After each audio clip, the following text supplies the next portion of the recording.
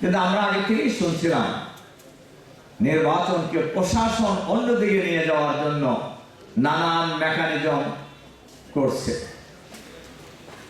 কিন্তু জনগণের স্রোত দাঁড়িপাল্লার পক্ষে এত বেশি ছিল, অনেকেই ধারণা করেছিলেন যে কোন ষড়যন্ত্রী এবার টিকতে পারবে না। মানুষ মন খুলেই ভোট দেওয়ার চেষ্টা করেছে, এবং এরপরে কি হয়েছে এটা আপনারা সবাই জানেন।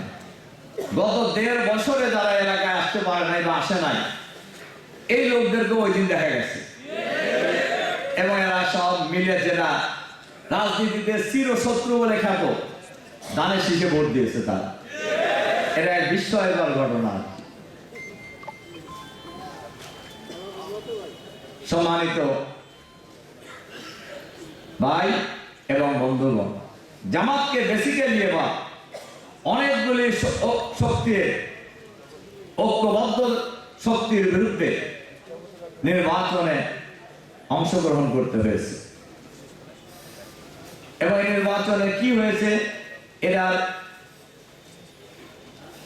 অনেকটা রাজশক্তি হিসাবে জাতির সামনে মিডিয়ায় উপস্থাপন করেছেন অন্তর্বর্তীকালীন সরকারের একজন অন্যতম উপদেষ্টা। অন্যতম বললাম এই কারণে ওনার লাফালাফিটা অন্তর্বর্তীকালীন সরকার অনেক বেশি ছিল, তার দৌড়দৌড়িটা অনেক বেশি ছিল। তিনি বলছেন বিরোধী দলে আসলেও আমরা তাদেরকে মেইন স্ট্রিমে আসতে দেইনি, আমরা এটা থাকে next level, well done, side by side, free. বাংলাদেশে এখন এরা কি বোঝামিয়ান ব্যাখ্যায় দিক করতেছে, ব্যাখ্যায় দিক করলে বেশি সুবিধা করতে পারে না সারি আসলে। তার কারণে বিরোধী দলকে এটা বাংলাদেশের পাগলও বোঝে, কাজেই মানে বিরোধী দলে থাকলেও তাদেরকে আমরা মেইন স্ট্রিমে আসতে দেইনি, তার মানে ক্ষমতায় আসতে দেয়নি। কিন্তু বোঝা যায় অন্তর্বর্তীকালীন সরকারের একটা বড় অংশ এবং প্রশাসনের সাথে জড়িত একটা বড় অংশ, আর বললাম না আশেপাশে যারা আছে আমাদের দেশের আশেপাশে বহু শক্তি এই নির্বাচনকে প্রভাবিত করে জামাত ইসলামের বিজয়কে ঠেকানো হয়েছে। আপনারা লক্ষ্য করেছেন আমরা যে জাতীয় সংসদ সদস্য হিসেবে শপথ গ্রহণ করেছি, ওই দিন সকল সংসদ সদস্যদের সামনে 2টি শপথের বিষয় উপস্থাপন করা হয়েছে। একটা হলো জাতীয় সংসদ সদস্য হিসেবে শপথ, আর একটা হলো সংস্কার পরিষদের সদস্য হিসেবে শপথ।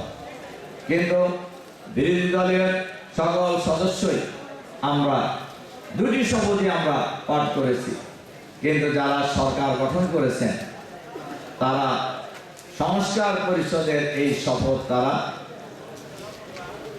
নেননি। এর দ্বারাই জাতির কাছে বার্তা দেওয়ার তারা চেষ্টা করেছেন, এবং সরকারের প্রভাবশালী মন্ত্রীরা বলছেন যে গণভোট পুল্লিঙ্গ নাই স্ত্রীলিঙ্গ উনি বলেন না। এরপরে বলেছেন গণভোট বলে কিছু নাই, সংবিধানে নাই। সম্মানিত ভাই এবং বন্ধুগণ, ওনারা যে সংবিধানের কথা বলেছেন ওই সংবিধানে 12ই ফেব্রুয়ারি নির্বাচনের কোনো কথা নাই। তাহলে এই নির্বাচন আপনি করলেন কেন? বলতেন যেটা সংবিধানে নাই, 29 সালে পরে করবো আমরা, তাকে বলছেন?